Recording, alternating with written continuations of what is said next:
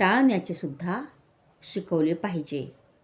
म्हणून तथागत गौतम बुद्ध इथं काय म्हणतात, माझा धम्म त्रयीवर का अवलंबून आहे, तर हे 3 घटक जे आहेत ते माणसाच्या जीवनमार्गाचे 3 घटक आहेत.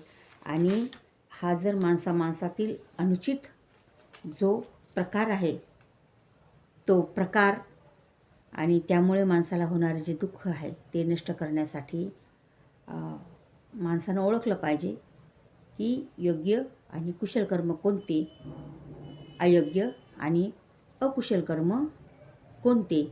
म्हणून त्यांचं म्हणणं असं की धम्माचा जो उद्देश आहे तो ह्या त्रयीवर यासाठीच आधारलेला आहे.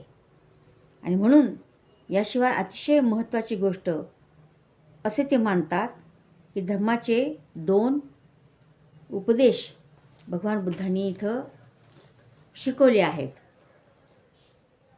तर धर्माचा पहिला उद्देश म्हणजे माणसाला प्रार्थना, धार्मिक विधी, महायज्ञ ज्ञान शिकवण्याऐवजी त्याच्या नैसर्गिक प्रवृत्तीला वळण लावणे.